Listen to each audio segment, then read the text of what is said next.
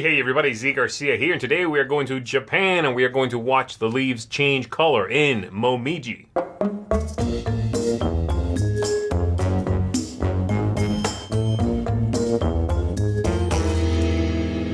In this card game, the player is going to be collecting cards that represent various leaves with values between 0 and 3, and then they are going to be playing those in front of them, making stacks of colors, trying to get specific cards next to each other to score acorns, and then using those acorns to, well, both score victory points at the end and trigger some special abilities in front of them.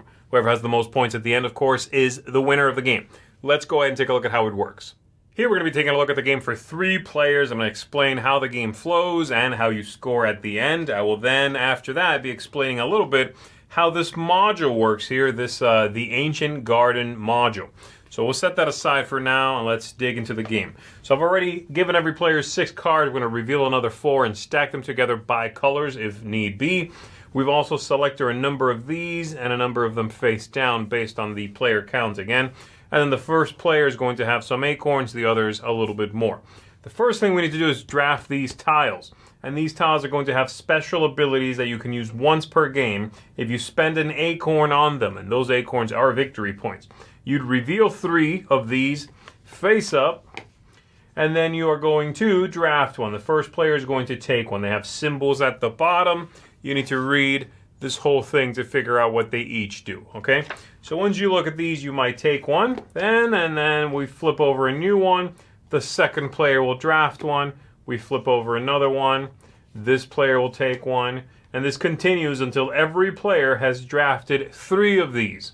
They'll have various effects, but I'll come back to what they do later when you know what's going on in the game. So for now, I'll just get these out of here and just assume everybody has drafted 3.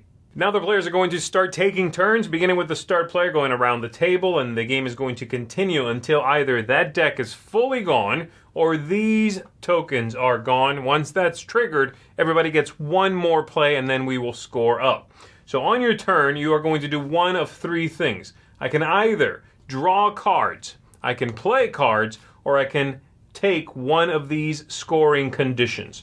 For me to play cards, I have one of 2 options.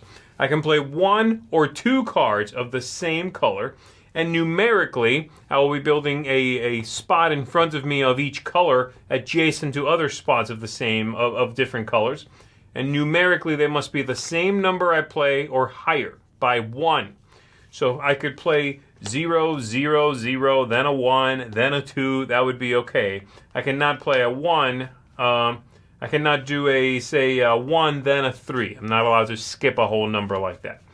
If I play the same color, like I said, I could play 1 or 2, and that will simply be it for my turn. If I play multiple colors, then I must play at least 2 different colors, but I can play them all if I want to, each one once. And then I'm going to check for these acorns and their adjacency in my piles. So, for example, let's see if this player can maybe help us out with a better example here. I could do, assuming this is my hand, I could play this, I could play that there, and I could play this here. Starting all 3 of these colors and also setting their relationship to each other. I will always play green cards here, for example. Once that's done, I will check if any 2 of these acorns are next to each other, whether I add it to these piles or not. And then I will get 2 acorns for every match like this. Again, acorns are victory points, but they also are going to allow you to trigger the special abilities on those tiles we drafted and possibly other things. So that is option number 1. 2 of the same color, 1 or 2 of the same color, or multiples of different colors, 1 each. Second option, I can take cards from here. I would take an entire column added to my hand. If I want to, before I do that, I can spend an acorn, reveal 4 cards, stacking them on their matching colors like so. 3 and 4. This is yet another color. And then I will take one of these. I might take, say, that one there, added to my hand. I can also, as a final option, take one of these. If I want to do that, I will spend 3 acorns and take one of these scoring conditions. Each one is going to give victory points at the end of the game for whoever has the most of these cards, whoever has the most zeros, whoever has the most cards in hand, most acorns, and so on. If you are the one to activate this token and take it, if you achieve that victory condition, you get 10 victory points. But everybody else is also able to do it. And if they do it, they get 3 victory points. So claiming it is still good for you, assuming you do make it, but it'll still hold other players back if that victory condition is stolen from you, if you're indeed not the one who had, say, the most zeros played out in front of you. All right?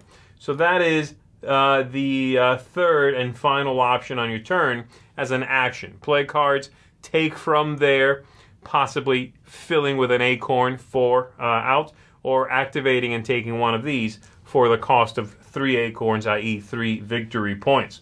I should point out, whenever you reveal cards in here, if you would ever take a pile to 6 cards, it removes itself before you're able to take. And also, if it is ever emptied, it will be refilled with 4 cards without anyone having to pay for that. It'll simply be, there's always an option there. So we'll bring it back up to 4 if it's fully depleted. As you play cards in front of you, you will eventually bring yourself up to a 3. So I might play a 1, a 2, another 2, perhaps a 3. And you will notice all the 3s have the matching Torii symbol here. Once you do that, you will place one of these on there, and that will start to deplete this stack, which is, like I said, another trigger for the end game. So that's something to watch out for, as well as, like I said, the deck running out.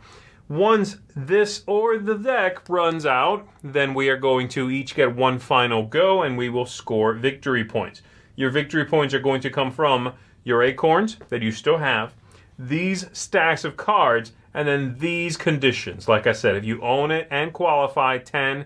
If you don't own it, it's activated, and you qualify, 3 points. The way you score these is the highest number on the stack times the cards. 3 times 4 for 12 victory points for this stack here. Now, besides those 3 actions, one of which you can do on your turn, there's also 2 other things you can do on your turn which are optional, don't take up your action, and you can do each one once per turn. They are discarding 2 cards from your hand to get an acorn, or spending an acorn on one of your drafted tiles to take its corresponding action. That does not take up your whole turn. It is a bonus activity you can choose to do. You also have a hand limit of 8, by the way. So if upon taking a stack here, you would go above 8, usually you can discard a couple of cards, get an acorn. If you're still above 8, well, you need to discard down to 8 at most. Going back to the tiles we drafted, these right here, let's talk about some of the effects you're likely to see in here. So, for example, this one here says C. They have a letter right there, the one we're looking at right now. It says you can rearrange the position of your leaf piles, then take 2 acorn tokens from the general stock. It already cost you 1, so you're really just making 1. This one says if you choose to take leaf cards as your main action, you can additionally play up to 2 cards in your personal area from your hand according to the normal rules. This one says take 1 discarded leaf card of your choice. If you decide to play cards as your main action, you may play up to 4 cards on 2 different piles, breaking the usual rules, and so on. There's quite a few of these on this side, and then on this side, we've got the conditions for these special tokens here, okay? So there you go. That is the general flow and how you score in the game. So now let's go ahead and take a look at the extra module, like I said, that is included in the game. You are going to have this, you're going to shuffle up these tokens and place them in these spots randomly. Everybody is given one of these wooden pieces. You can choose whichever one you'd like. So we're playing a game with 3 players. Let's say we've got these 3 right here.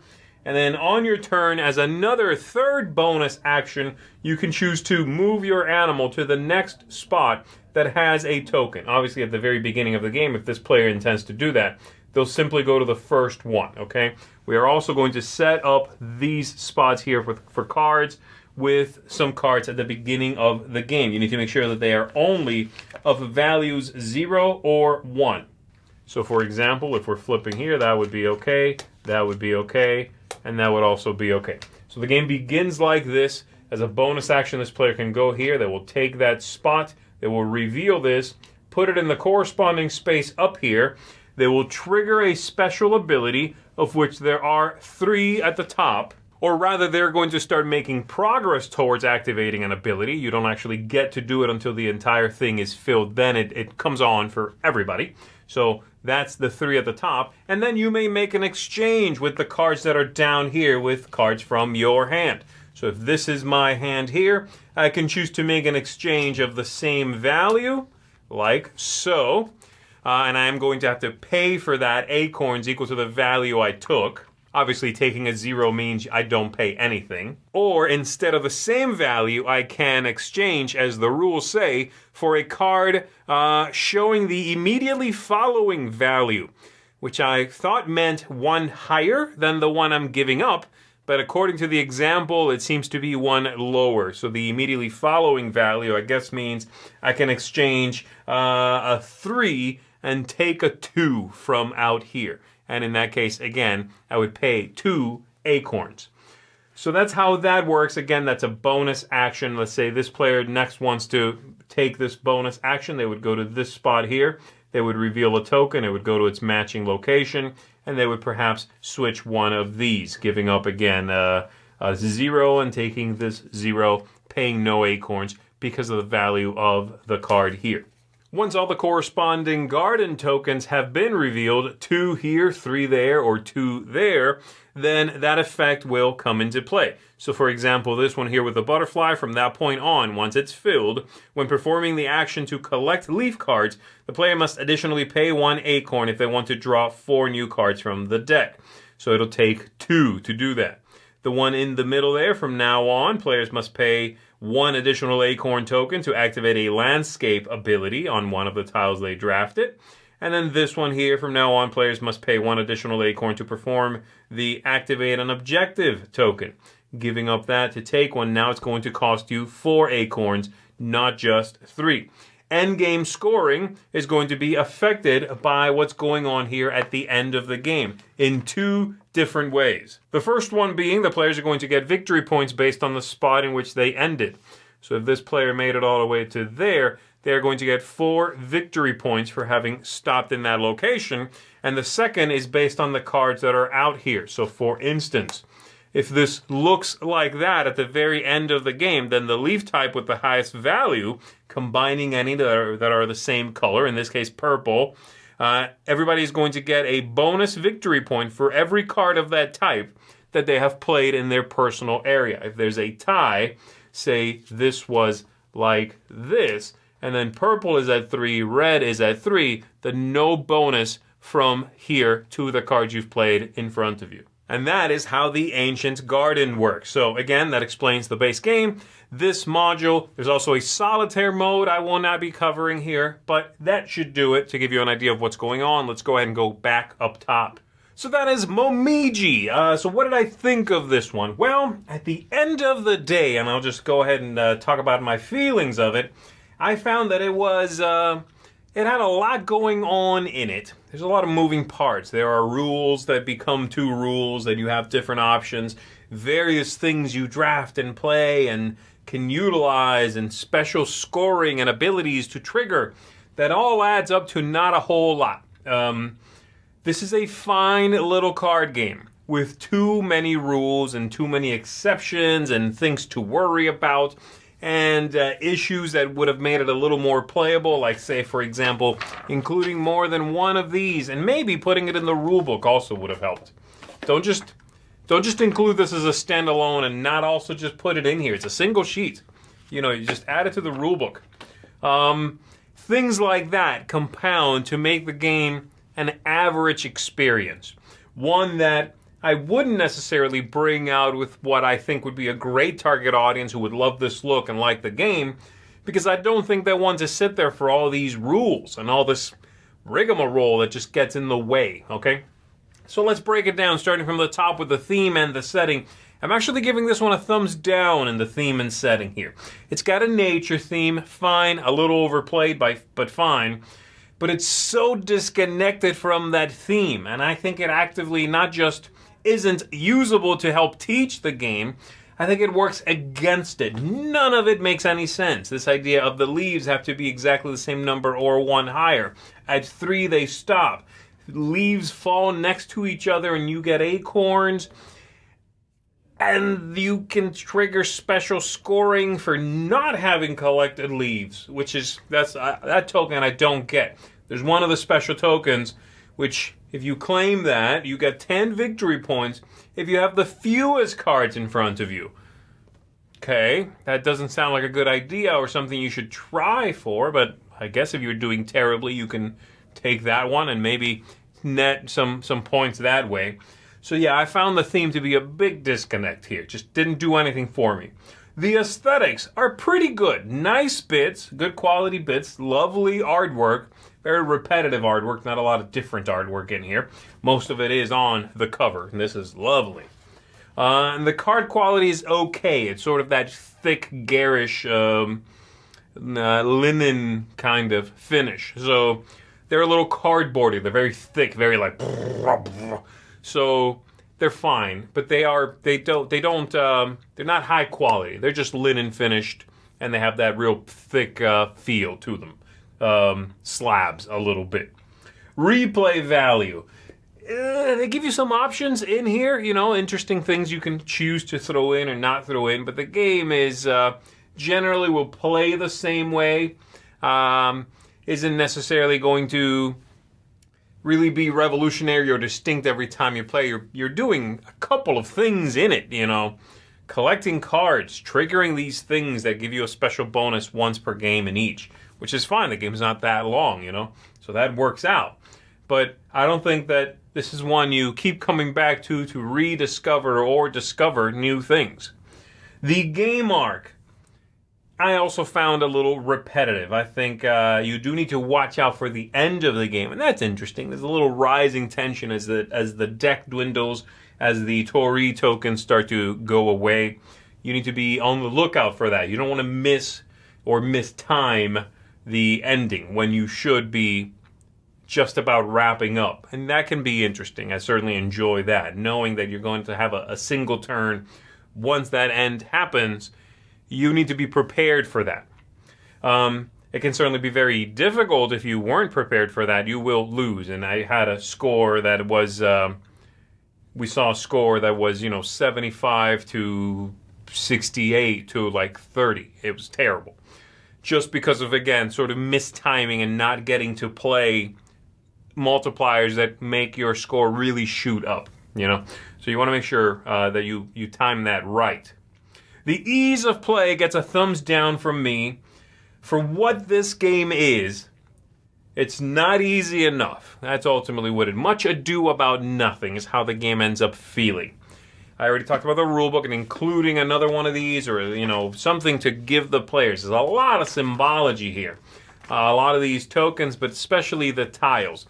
And drafting them at the beginning, that is technically, they have rules in here for when you first play with someone, when you are teaching the game, just give them 3 tiles that are tied together with a symbol in the corner, which is fine, does remove the drafting.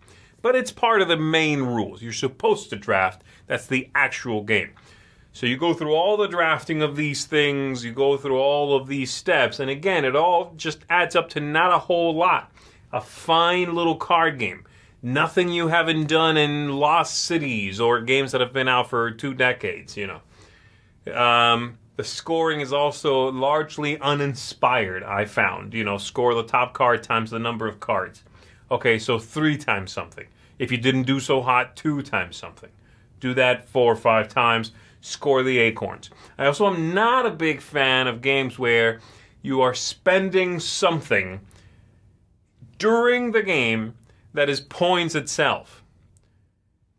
I think if it's points, if you want me to use them, encourage me to use them by not making them worth victory points.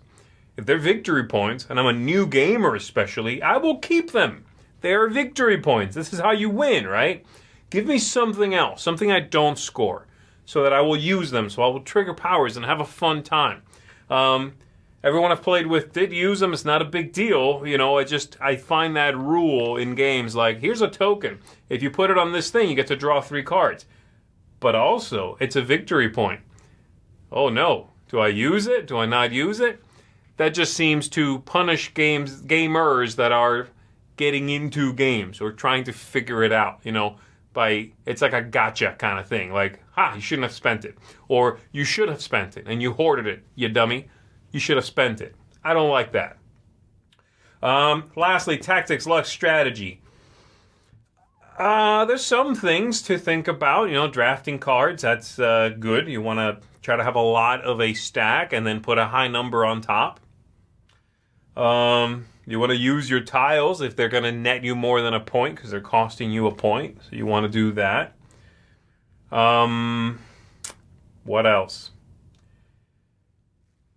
I mean, again, it's so kind of apparent and obvious. The whole thing is just a few too many rules for what should be a very pleasant, relaxing, welcoming card game. And I found it most of the time you have your nose stuck in this, figuring out what it is your 3 tiles do, or you're making a very obvious move. Like, hey, I'm trying to get some red going over here. Red? I'll take that. Oh, I'm over 8? I'll discard 2 for a point. Because why wouldn't I, right? So it just kind of, it doesn't, I won't say it plays itself by any means. I'm not saying that. I'm just saying the play of it is fairly straightforward once you understand the rules. And the rules are fairly straightforward for a gamer. For someone who is used to choices A, B, and C. But A, you can do A1 or A2. B, you can do B1, B2, or B3. That is not as clean as I would want it to be for what this game manages to bring strategically to the table.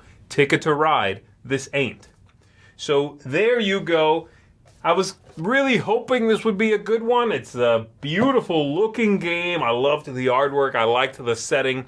But I was sort of let down by a lot of these things. The setting didn't come through. The theme didn't come through. Gameplay wasn't captivating enough for me. It ended up being, like I said, some rigmarole, and it didn't add up to much that I found I could latch onto and have fun with. So this one is going to get a 5 out of 10 from me. It's an average game. If you try it and love it, or if you see it somewhere and feel like trying it, I don't think you're going to hate the experience. I just think you're going to find it perhaps forgettable, perhaps uninspired. So that is Momiji. Again, 5 out of 10 from me. My name is Zee Garcia. Thank you very much. I'll see you on the next one.